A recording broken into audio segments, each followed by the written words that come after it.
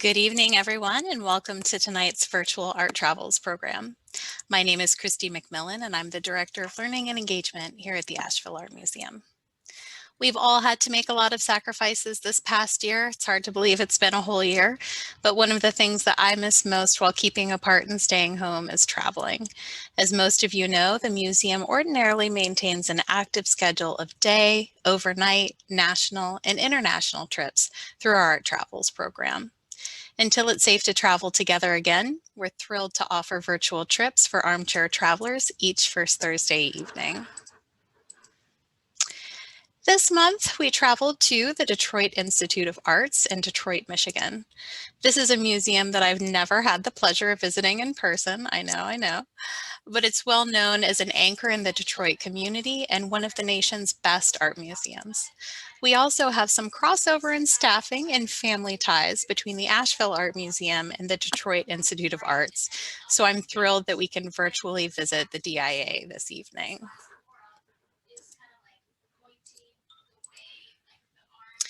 Tonight, we're joined by Benjamin Colman. Ben joined the Detroit Institute of Arts as Associate Curator of American Art in 2015. His specialty is American decorative arts, design, and painting from the 17th to 20th centuries. He's a graduate of Yale University and holds an MA from the Winterthur program in American Material Culture. Prior to joining the DIA, he worked at the Florence Griswold Museum, Historic Deerfield, and Yale University Art Gallery. He has published and curated exhibitions on topics from the broad history of American art, including 17th and 18th century furniture, American Impressionism, which we're seeing a lot of right now at our museum, modern art and design, and studio craft. At the DIA, he curated the traveling exhibition Visions of American Life, paintings from the Menugian collection, I hope I'm saying that right, Ben, supported by the Art Bridges and the Terra Foundation initiative, and Detroit-style car design in the Motor City 1950 to 2020, which is our featured exhibition this evening. Ben will introduce the history of the Detroit Institute of Arts, its building, and highlights from its collection. He'll then give us a virtual tour of the DIA's current exhibition, Detroit Style. During the program, please add any questions that you have to the chat box. We'll leave time at the end of the evening for Q&A. Now, please join me in welcoming Benjamin Colman. Thank you so much, Christy, for the introduction and for the invitation to share some of my work with your group from the Asheville Art Museum. I'm sorry that you can't all hop on a plane and fly to Detroit. Not that I think many people take a vacation to Michigan in the tail end of winter, but I promise in a few weeks it'll be very, very bright and sunny here in Detroit. I'll add one more connection to the Asheville Art Museum, that prior to coming to the DIA, I worked at a little museum in Connecticut called the Florence Griswold Museum that organized an exhibit about the work of the American modernist Sewell Silman that went down to the Asheville Art Museum maybe 12 years ago, something like that. So I'm thrilled to have a chance to share a little bit more with you today. So with that, I'm going to share my screen and jump right in. The program that I put together is a mix of kind of PowerPoint slides where I'll talk from still images, and then when we get into the discussion of the special exhibit Detroit Style, I'm going to bring a little bit of multimedia into it. There's some passages where I will play pre-recorded videos from the exhibition galleries to give you a sense of what the space looks and feels like if you were here in person. And then in others, I'll speak from still slides. So with that, I will jump right in.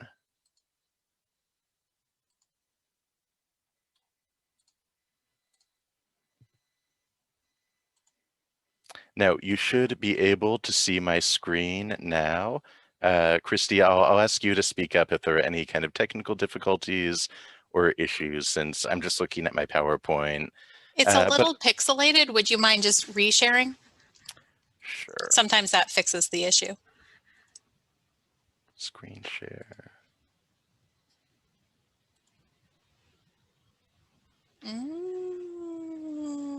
Try one more time, Ben. They were so clear earlier. Oh, I know. Always the way it works. Let's see.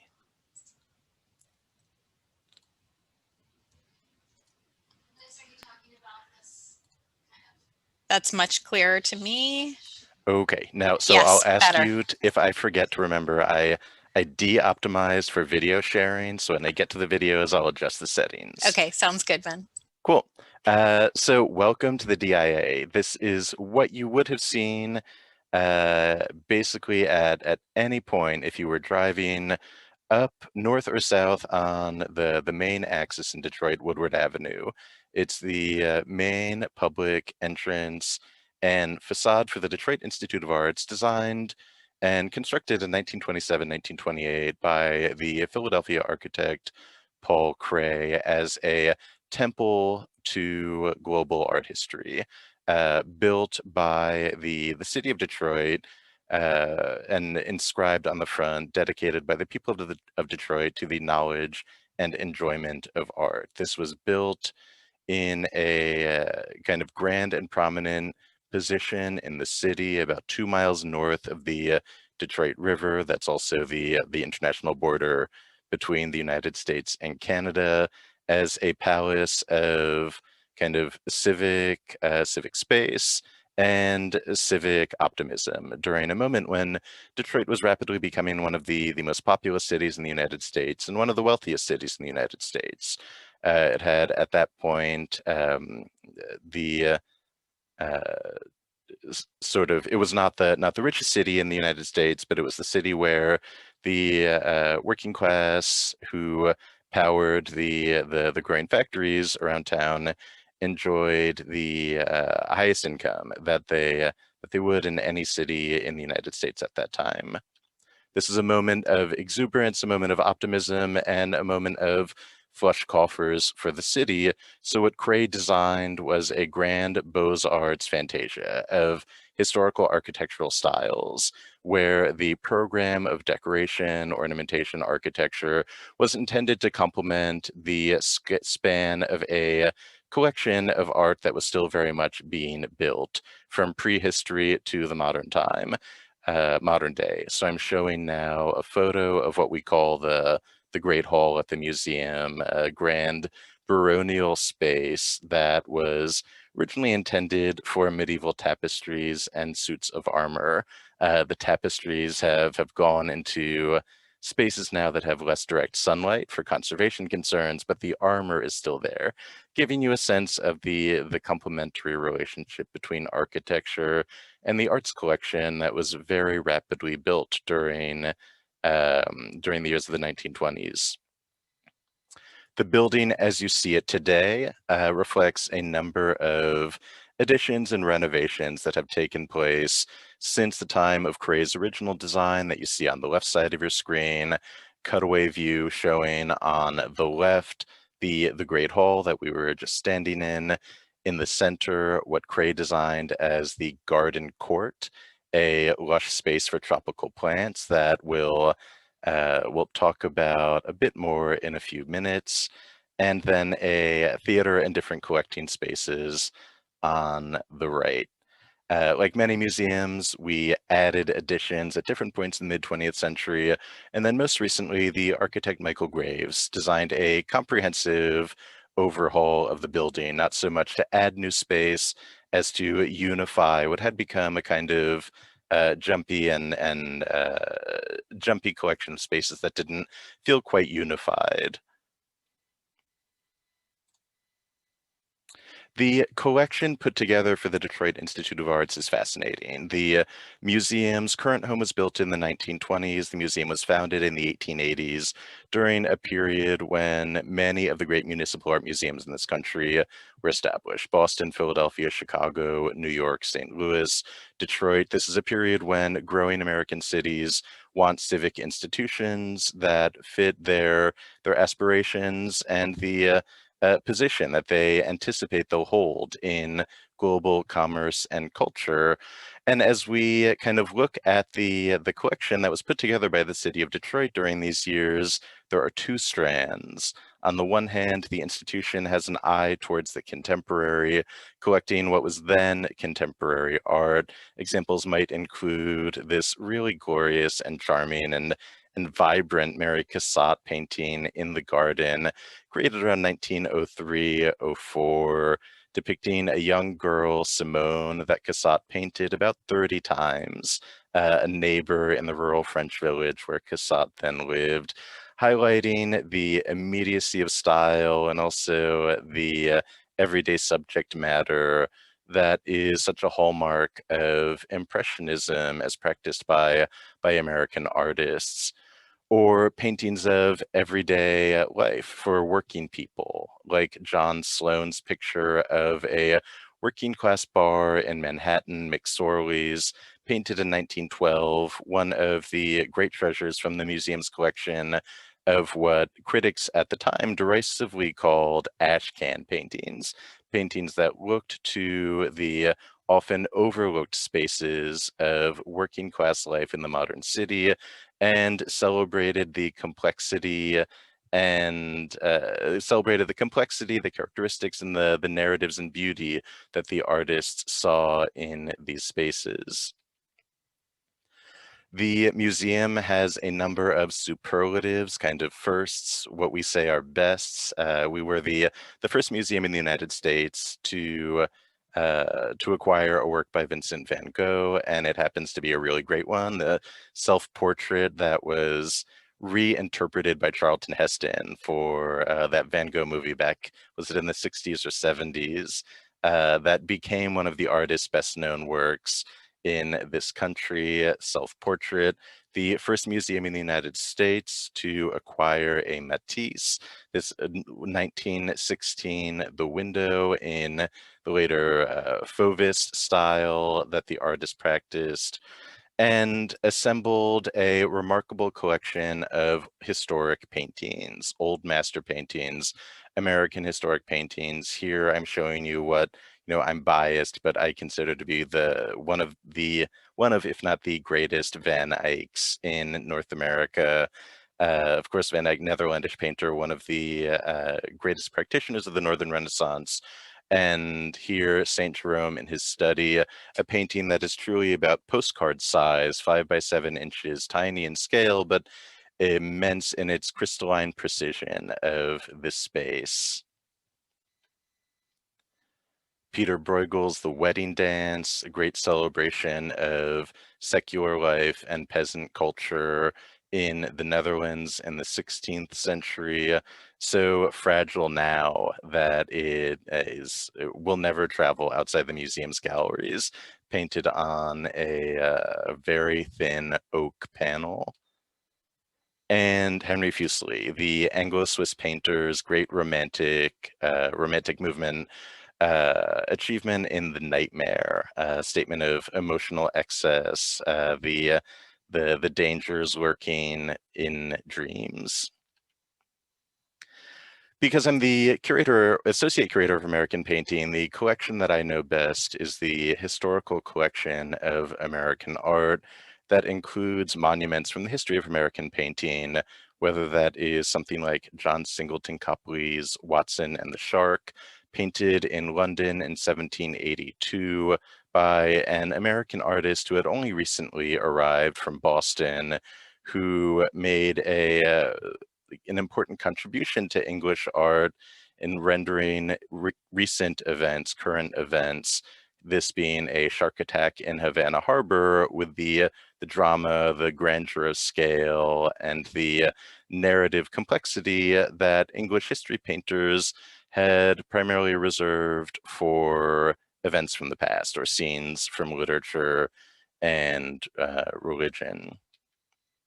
Might also include a number of remarkable landscape paintings by artists of the so-called Hudson River School, who took the American landscape as their subject matter, filling pictures with statements of national ambition, national destiny, and history in works like Cotopaxi, a South American volcano that the New York artist Frederick Edwin Church traveled to twice in the 1850s after reading Alexander von Humboldt's Cosmos, seeking a landscape that would bring to life and illustrate his understanding of the natural order, the relationship between different geological strata. Of course, history enters into this as well. This is 1862, and it's hard to look at a painting of an American painting of the Earth torn in half without imagining resonance of the conflict and violence of the Civil War in images like this. Paintings that were, once contemporary now feel old-fashioned, but I put on my historian's glasses and try to remember the ways that pictures like this once had the ability to shock the world.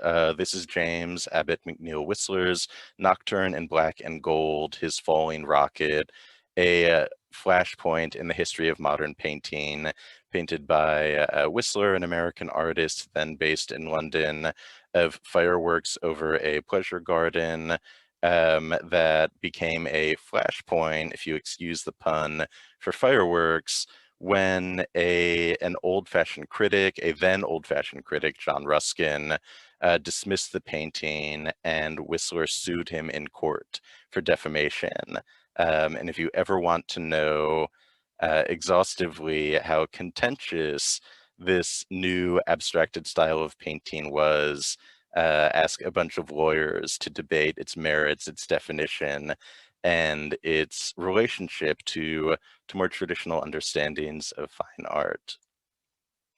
And of course, because Detroit in the 20th century has been such a remarkable space for Black arts and culture, the museum has, since the 1970s, placed a very special emphasis on Black art and Black artists. I'm showing just two examples from what is one of the remarkable collections of works by Black artists anywhere in the country, something like that might include works like Jacob Lawrence's Jukebox, painted in 1946, or more recently, Kehinde Wiley's The Officer of the Hussars, taking composition and images from old master paintings here from David and updating subject, updating characters to reflect new ideas about identity and the stories that we tell through art history. I think most people, if they know a single work in the DIA's collection, probably know the largest work in the DIA's collection, and that is a cycle of murals painted on the museum's walls in 1932 and 1933 by the Mexican modern painter Diego Rivera, who was invited to Detroit while he was in the United States for exhibitions in New York at the Museum of Modern Art and earlier commissions in San Francisco to paint a scene depicting the commercial and economic life of Detroit. Rivera was at that point one of the best known artists in the world. He's the second artist after Matisse to be given a solo exhibition at the Museum of Modern Art. He's also known as one of the most famous communists in the world.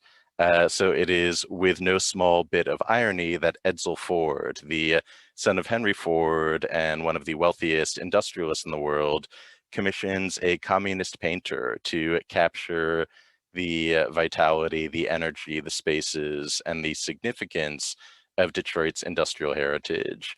What Rivera painted is the work that he considered to be his masterwork, showing at its core a scene of automobile manufacturing, automobile manufacture taking place at the River Rouge factory complex that the Ford Motor Company established on the southwest corner of Detroit, showing us the assembly of a car from start to finish, truncating spaces and mechanical and chemical processes, but capturing a real emphasis on the workforce driving the factory floor.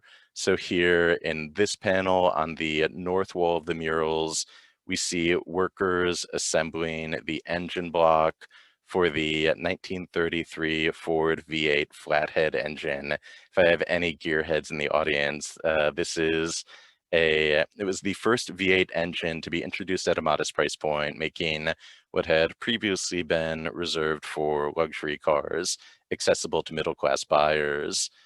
We see the engine coming together on the north wall. We wrap around to the south wall. We see the engine going onto the chassis. And we also don't see something we might expect to see in a depiction of the Ford factory. We see only a single completed automobile that's in the actual murals about the size of a fist, about the size of a piece of fruit. And I'll hover my cursor where it is just to show you that you really can't see it. It's a tiny red coupe. And I think that absence tells us quite a bit about Rivera's program and project for these murals. He shows us the workers, he shows us the people in the factory, he shows us their relationship to the natural world. He doesn't show us what every other painter and photographer who came to Detroit in the 1920s and 30s depicted, which was, what they considered to be the miracle of Fordism, these great gleaming rows of Model Ts sitting in parking lots. Rivera doesn't show us that. He shows us the people of the city, and it's for that reason that it's become, beloved as an icon of Mexican modern painting around the world. But really in Detroit, it rings true to what the museum stands for as a palace of the arts for the people of the city, with people at our very heart, at our core.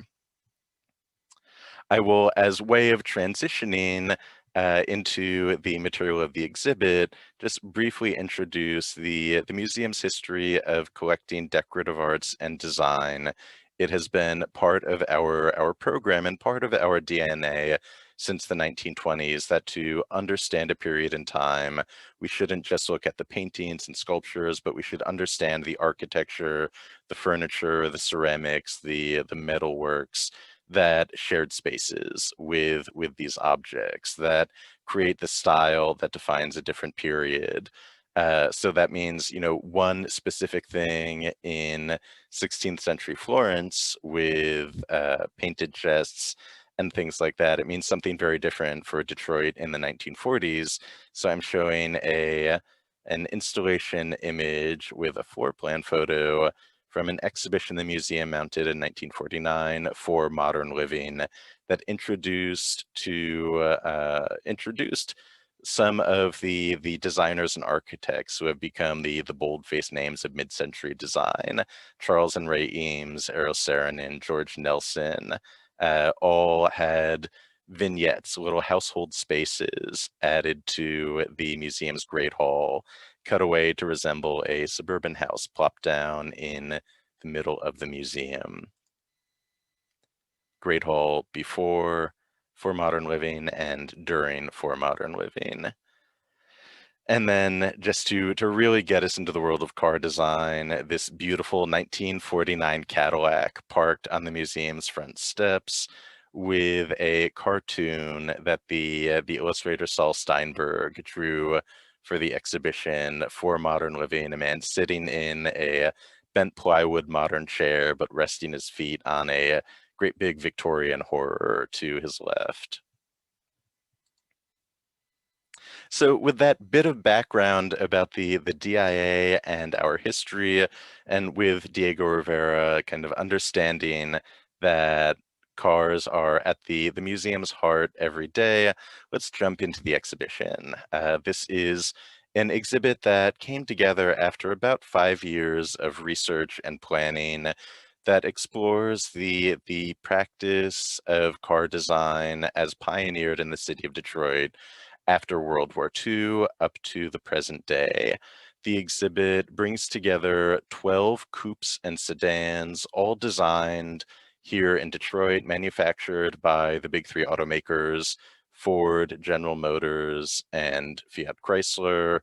And they are a mix of things. Some are prototype concept cars that exist only in a single version that allowed designers to dream wildly, to think freely as they're producing objects in the most sculptural vocabulary that they can imagine.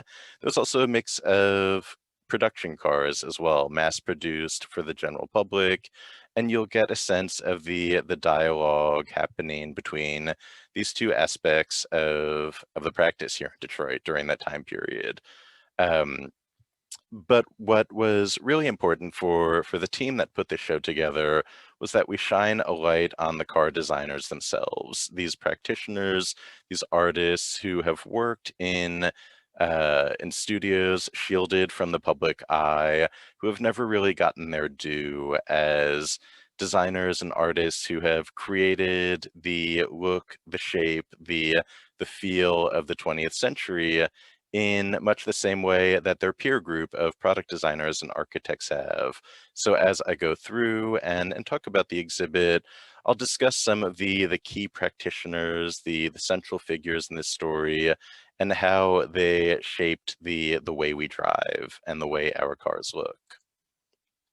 The starting point of the exhibit is not incidental and reflects a significant shift in the history of car making and car style. If we look at the earliest cars mass produced in the United States, this just being an image that represents one among many from this earliest period. This is an ad for the 1911 model year Ford Model T. You can see quite directly that these are motorless carriages. The cars take their formal cues from the 19th century tradition of coach building, and in many cases you can imagine the engine chopped off and a horse reattached to its place, and it would work very much as you can imagine that it might work as its formal cues intend.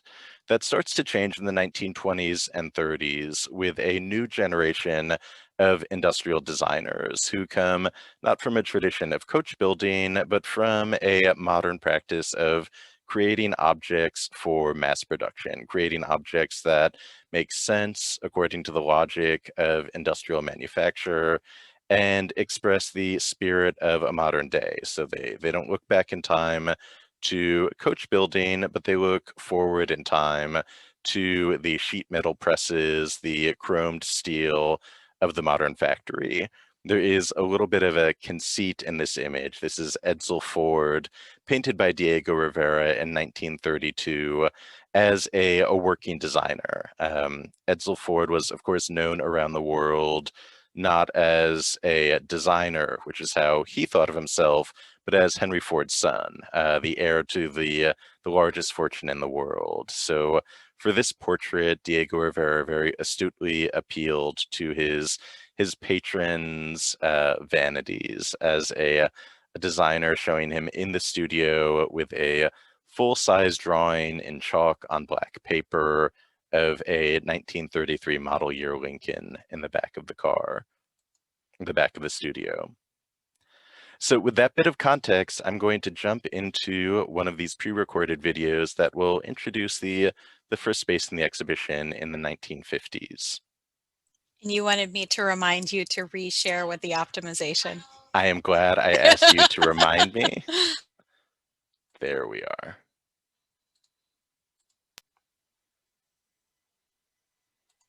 Let's start in the 1950s. And there might be no better place than this spectacularly futuristic concept car, the 1958 General Motors Firebird 3, one in a series of legendary concept cars produced at that company during the tenure of designer Harley Earl, who transformed the art and color division that he joined at GM in the 1920s into the powerful styling division of the 1950s that helped set the tone for Detroit. In the 1950s, Detroit designers looked to the sky, taking inspiration from airplanes, jet planes, and even futuristic space-age technologies, as is the case here. Notice the towering rear fins that project off the back of the car, or the bubbles that sit over the driver and passenger. This futuristic car made its debut at the Waldorf Astoria Hotel in New York in October of 1958, almost exactly 1 year after the Soviets launched the satellite Sputnik 1. During this period, space age imagery dominated popular culture, and we see its influence in speculative cars like this. These concept cars allowed designers to experiment with ideas that were very ambitious. And we see their influence in cars that were produced for the mass market. Examples like the beloved 1957 Chrysler 300C, produced as part of the Forward Look campaign, pioneered by Chrysler designer Virgil Exner. For these cars, Exner found inspiration in speedboats and airplanes, taking angular proportions and dramatic elements like the towering fin of the 57 300C and introducing them to the mass market. This was a very powerful car when it was introduced in the 50s with a 375 horsepower engine. We're so fortunate here at the museum that we've been able to unite cars like this with designer drawings that come from design studios in which the cars originated. I like looking to, say, this 1956 drawing by the young Chrysler designer Dave Cummins, a 1956 drawing that the young Chrysler designer created as a proposal for a 1960 model year car. This simple line drawing allowed the designer to experiment with different angles, placement, and size for rear fins, focusing on a single detail. These kind of informal working drawings were produced by the hundreds, if not thousands, in design studios.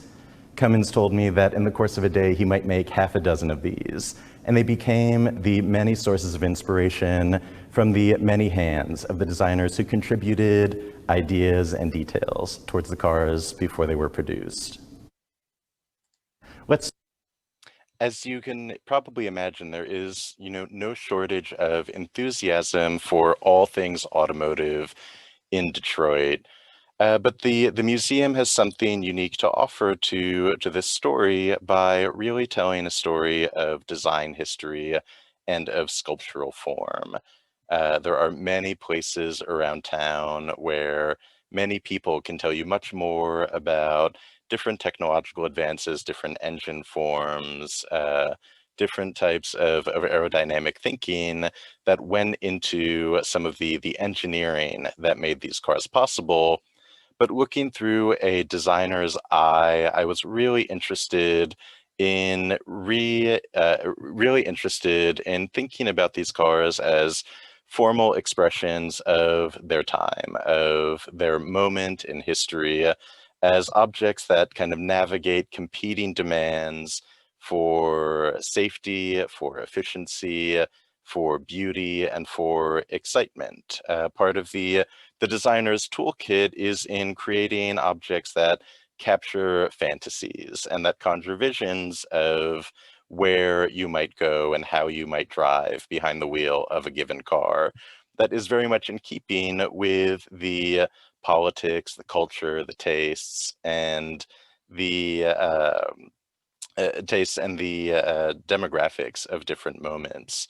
In the 1950s, Detroit designers wanted to create cars for a middle-class family driver, and they very much expressed the optimistic exuberance of the immediate post-war years, taking bits and pieces of formal elements and nods to images of the war effort. The 1951 LeSabre concept car from General Motors that you see on your screen, positioned in front of the styling dome that Eero Saarinen designed for the General Motors design department in 1956, was the car that introduced a number of the airplane motifs that define the attitude of the 1950s, taking some of its features and its name directly from the F-86 Sabre jet, here illustrated just about 2 weeks apart on the pages of Life magazine in 1950. If you have an eagle eye, you might notice that the LeSabre on the left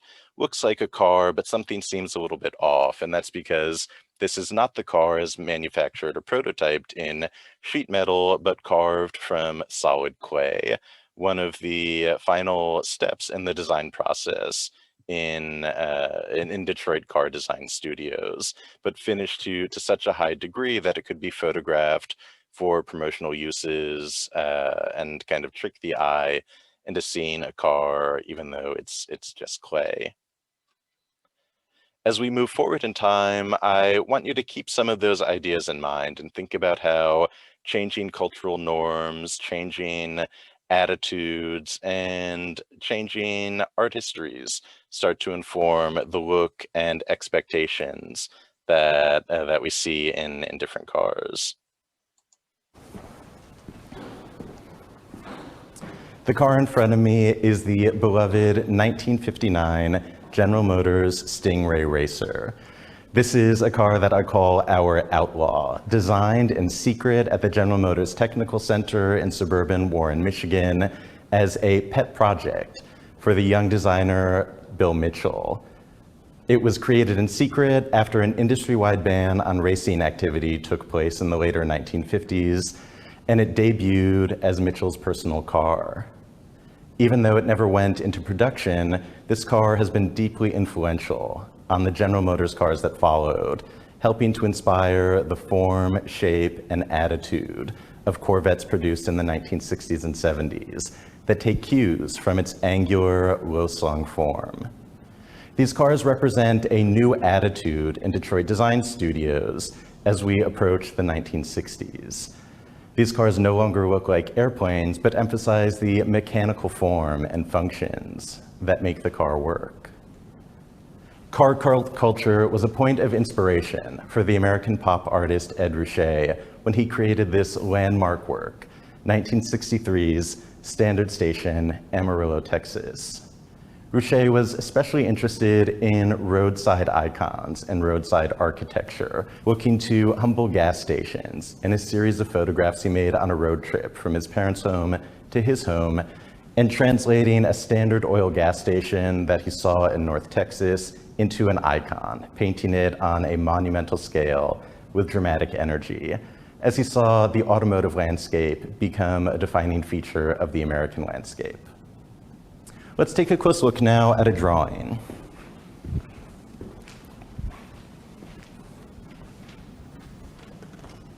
This small blue drawing by Bill Porter captures the debates and contrasts that existed as new styles emerged in the design studio.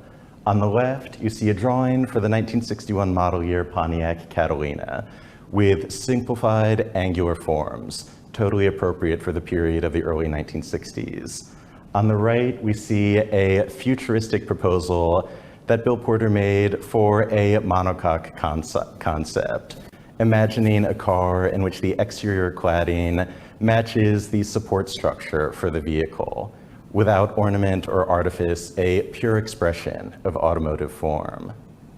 And in this comparison, we can see designers navigating different ideals and ideas as they created something suitable to their ambitions and appropriate for the public appetite.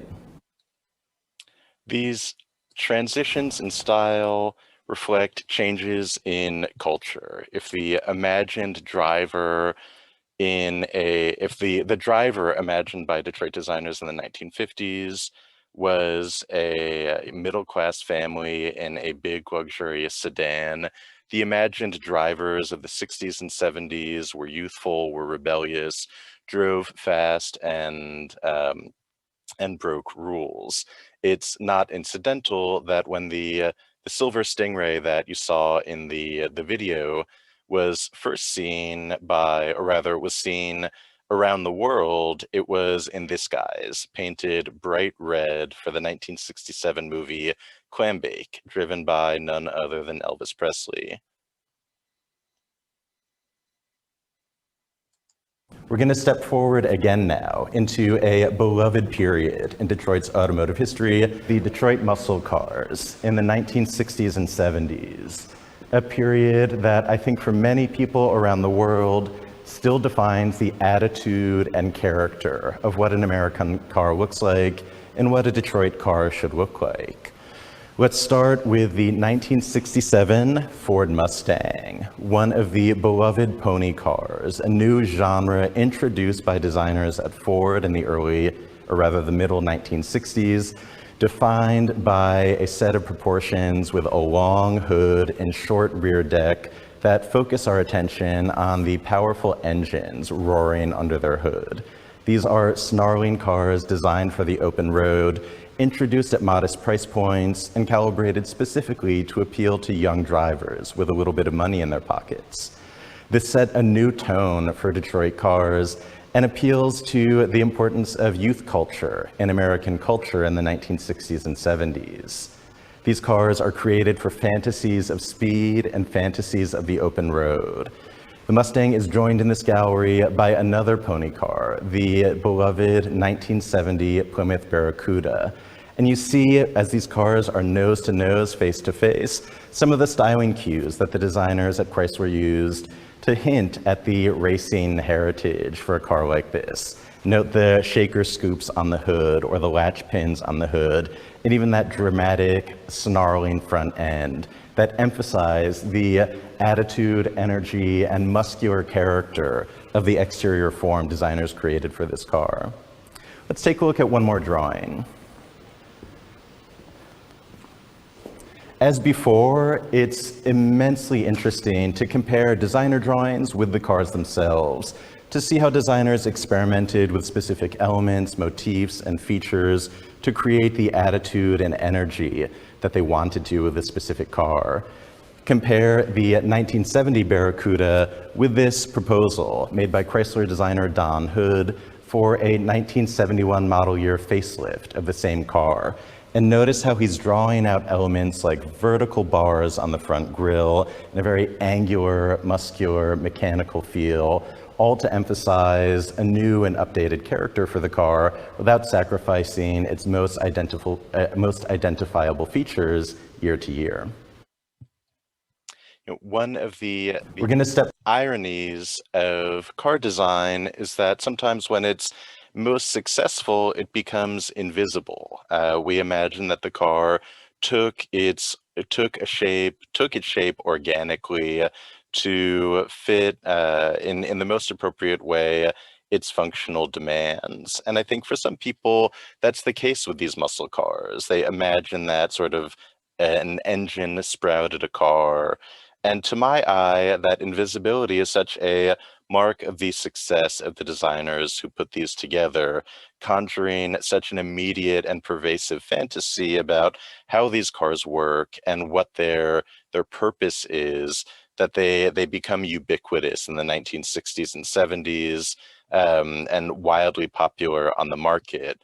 I find it fascinating too that these cars are kind of broadly popular in their demographic appeal. I think for a lot of people, if you say Ford Mustang and they close their eyes, they might picture something like the Mustang you see on the left side of your screen, driven by Steve McQueen in the 1968 movie Bullitt, one of the all-time great car chases on film, racing up and down the hills of San Francisco, this kind of rebellious lawlessness behind the wheel of a pony car.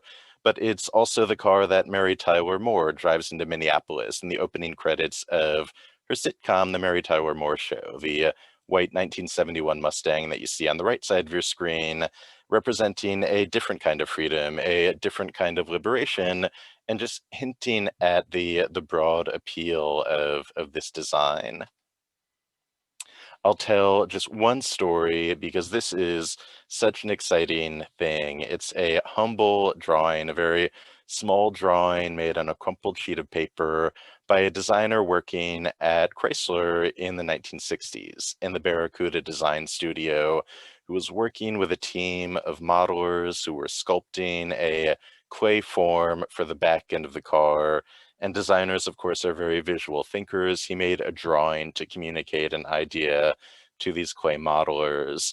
And I say this is an exciting thing because it's a kind of drawing that would have been produced by the hundreds, by the thousands, in the course of a design program as a car went from drawing board to factory floor, but so few of these survive. There are a couple reasons for that. One is that they were working documents. They had a purpose for the companies that commissioned them. And when that purpose was achieved, when the car was manufactured or the design program was shelved, they were no longer needed and they were largely tossed, thrown into the dumpster. The other is one of corporate competition. These were, when active, closely guarded corporate secrets. Ford wanted to know what Chrysler was doing. Chrysler wanted to know what General Motors was doing. And so a lot of and so there was a close eye on where these design drawings went and who saw them before a car was manufactured.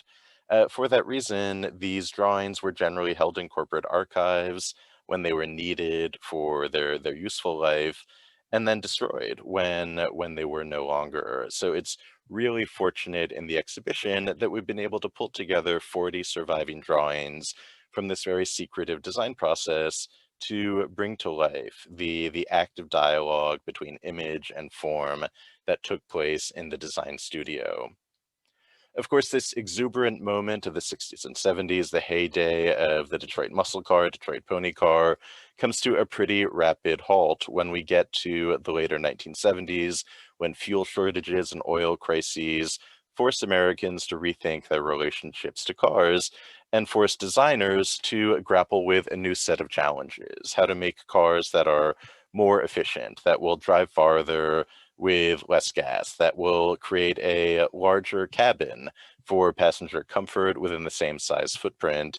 And we see some really radical departures from the forms of the 1960s and 70s when we look at cars like this, the 1983 Ford Probe 4 concept car, that when it made its debut, it was the most energy efficient car, most energy efficient passenger sedan ever produced.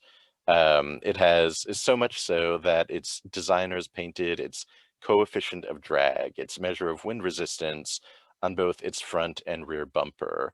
And some of the odd features of this car, the covers of the wheel well, the fixed windows, are all calibrated for efficiency, giving it a futuristic look. It was also the first car designed on an early version of computer-based design program in the Detroit studios. And it's an instance where the material of design start to inform the forms imagined at the drafting table, or in this case, on the computer screen. Now we're standing in the gallery dedicated to the 1990s, an eclectic moment in car design, where we have a group of designers very much inspired by nostalgia for the recent past. I'm going to spend just a moment talking about this beautiful painting by the expressionist artist in New York, Jean-Michel Basquiat, who, even though he was a born and raised New Yorker who never learned how to drive, had a deep affinity for the cars of the 1950s. After finding his first success as a painter in the 1980s, one of the first purchases he made was a 1950 Plymouth that he saw in a used car lot on the Bowery in New York. Now, why would someone who didn't know how to drive want a 1950 Plymouth? Well, the artist had a deep affinity for the music of the 1950s, and his favorite record, recorded by Billie Holiday and Charlie Parker, dated to the same year as the car. And when he saw vintage cars, the nostalgia he had for the past brought up fond associations and very powerful associations with a cultural moment that was so important to him. He painted this picture a few years later while on Hawaii of a similar car, a car from a similar period, seen in very different circumstances, capturing the immense pull, the intense emotional resonance of these vintage cars for American eyes in the 1990s. At the same time, this is an experimental moment in car design as other designers take up a biomorphic language, proposing cars unlike anything in the history of automotive design. Examples might include this gestural abstracted drawing by the young Detroit designer Taru Lati for a proposal that ultimately became the 1992 Ford Focus concept. Now we're That bifurcation of design vocabularies made for some really exciting experiments in the 1990s. On the one hand, there is a group of designers looking squarely to the past, taking formal cues and shapes and features and updating them for modern eyes. One of the most beautiful examples might be the 1998 Chrysler Kronos concept car that was based, or rather, its designer, Isamu Shikado, based a number of its formal elements and proportions on an earlier concept car, the red coupe you see on your screen, the 1953 Chrysler D'Elegance. And when I talked to Chrysler designers about this car, the Kronos, and asked why the 50s, what did the 50s mean to you in the 1990s, they didn't describe the features of the car, they described the cultural resonance of that moment, of, in their eyes, some of them having grown up in the 1950s, going a car that might take you to a drive-in movie theater, that their parents might have driven to a roadside hamburger stand. It was more about the affinities of this period in time and how the designers could capture a comforting nostalgia than it was the specific elements that took them there. And that sort of split between past and future, something that carries us up to the present day in this final video clip that I'll show. So for our last stop, I'm going to talk for just a moment about this magnetic car to my right, a model that looks to the past and the future at the same time. This is the 2017 Ford GT supercar that takes, in part, its inspiration from a Detroit racing legend, the 1966 Ford GT40 MK that took first, second, and third in the 1966 24-hour race at Le Mans, knocking Enzo Ferrari out of the winner's circle and becoming an instant legend in the history of Detroit racing. When the designers at Ford sought to create a car that evoked the spirit of that model for the modern day, they took formal cues from the past, taking elements like, say, the shape of the hoodlights and the air intakes on the hood as points to reference that 1966 car. But this could be nothing but a modern supercar with very radical elements like the teardrop shape of the body, allowed by the buttress of the rear wheels, creating something perfectly calibrated for our modern understanding of aerodynamics, looking to the past, but also anticipating the future and creating dreams and fantasies of high-speed racing. A similar feeling as the one evoked by this 2003 painting created by the young American artist Kristen Baker, who grew up in what she lovingly recalls as a car racing household, where races were often on TV. When she began creating a series of abstract paintings with bold fields of high-key color in the early 2000s, she recalled the images that she knew from her youth, seeking to evoke the feeling of spectacle, speed, sound, and dynamic energy that she remembers from the TV screen. In this way, she captures the love that Americans have for their cars and the sensations that many of these cars evoke with their dynamic forms that ask us to imagine what it feels like to sit behind the wheel and think about where we might go as we drive. Now, I know to some eyes, a supercar is an odd place to close the story of car design in 2020. It looks very unlike the cars that we see on the road every day, which by this point are more likely to be SUVs, trucks, crossovers than they are the nimble coupes and luxury sedans of the last 70 years. And so this closing becomes a moment to mark transition too, that as tastes change, as the preferences of drivers have changed over the past 70 years, the shapes of the cars that we drive have undergone pretty radical and fundamental shifts. And yet cars like this still have the ability to captivate the imagination, whether you love this car and want to jump behind the wheel and race around the track, or you look at it and think it looks like a spaceship, it's immediately resonant as a machine designed for speed. And that notion of conveying fantasies, conveying stories about where and how a car might take you is such a hallmark of the designer's skill and the designer's craft. And that is the end of my presentation. I will say that two miracles have happened tonight. The first is that my computer behaved almost the entire time, and the second is that it's 7:55, which means I didn't go too far over my time. And if any of you have heard me speak before, you know that never happens. So, we're in good time, and I'm happy to answer any questions that have come up in the chat, or if you have other questions, please feel welcome to pass them along.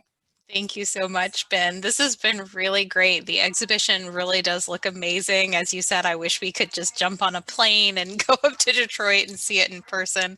I know that if I'm drooling over some of these cars, that other people are too.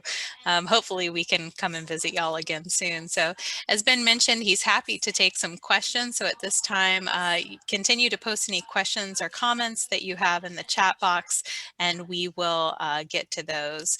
I have a couple to sort of get it started off with. Why was the year 1950 chosen as your starting point rather than starting with an earlier history of car making in Detroit? Sure, yeah. So there are two main reasons, and one is a little bit of institutional history, and the other is design history. On the institutional side, the last time there was a car inside the DIA was back in 1983, and at that point it was for an exhibition also called Detroit Style that looked at automotive form from 1925 to 1950. So in some ways, this exhibit was picking up where that earlier exhibit left off and carrying that story up to the present day. From the design history side of things, there's also a really notable shift that happens after the Second World War towards cars that express a very clear affinity for aeronautic motifs. And when you have sort of a cohesive moment, a germ of origin, around which you can start telling a story of design and the dreams that underscore these objects, that gets exciting to me as a historian, to start to build out this larger narrative of why these cars look the way that they do in the moment that they were created. Makes sense. I like that idea of the continuum. It's like this is something that the DIA will continue to come back to. um, so I have to ask the question, why cars in an art museum? What about these cars in particular do you feel and the DIA feels makes them Sure, art? yeah. So I have my own personal answer about that, but I also think that we're in good Give us the company. party line, but give us yours too, Well, because sure, you, I yeah. know, are very close to these objects in this exhibition. Sure, yeah. I mean, part of the party line looks back to what other museums have done over time. The first museum exhibition of car design happened in 1948 at the Museum of Modern Art. And at that point, Philip Johnson, who was then the curator of design at MoMA, architecture and design at MoMA, in the catalog for the exhibition, described the car as hollow rolling sculpture.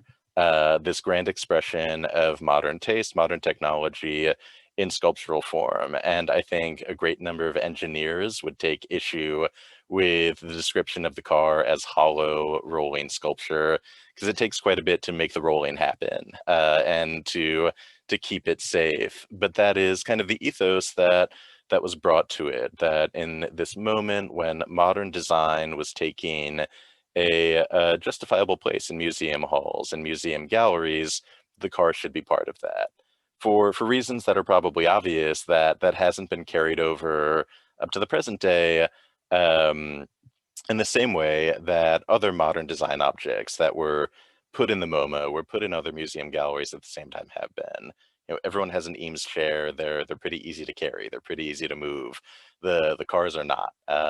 And so these things, in part for the challenge of storing them, of caring for them, and exhibiting them, haven't really been on view in a permanent way in most museums. I'll say, just kind of personally, I describe this show sometimes as my love letter to Detroit, that it's such a statement of the design for which the city is best known around the world. as much as Detroit was really an incubator for modern style in the United States in many media, in product design and furniture design and textile design.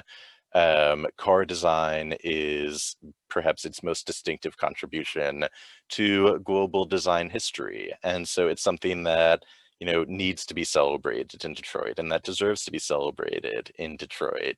It's been so rewarding since the exhibit opened in mid-November, the number of people who have, called the museum, written a letter, email, or tweeted at the museum about their connection to some of this. Their neighbor worked in a design studio. Their dad knew someone who knew someone. Their mom grew up driving that car. And that local resonance is it's really rewarding and exciting. Great, thank you. So over in the chat, Kathy asked, and I had a very similar question about sort of where the cars in the exhibition came from. Were they from one collection or multiple collections? Were they from a private collection, a public collection, or any of them in the DIA's collection? Where do they come So the from? DIA does not own a car, although maybe we'll change that someday if I have my druthers. The cars came from a mix of corporate collections and private collectors. The majority of them, 9 of the cars, came from the historical archives of the car companies, just in and around town, where they generally live in different warehouse spaces. And then a small group came from private collectors. Fortunately, and again, as you might imagine, for a show about Detroit car design, most of the cars were already right here in Detroit. I will say it was no small feat moving them into the museum. We are really fortunate that the cars are in a gorgeous suite of galleries that usually house the museum's collection of contemporary art. And we had to use that space for the exhibition because it's the only suite of galleries adjacent to the only freight elevator that was large enough to fit a car, which is a challenge I never thought I would have to grapple with as a curator who's used to working with small paintings or things like that. Yeah, we actually, in the design of our new museum, made sure that a car could fit through the front door with the eye to future exhibitions. So just FYI, we think about these Smart things. planning. I wish I could go back in time and tell Paul Cray to, make room for a Model T. The last time that we had a car in the Asheville Art Museum, we had to remove windows to get it in the Oh gosh. building. Um, Did you work on the exhibition from start to finish? You mentioned that there was a really long sort of process getting it together. As museum folks know, it takes a really long time to get these exhibitions together.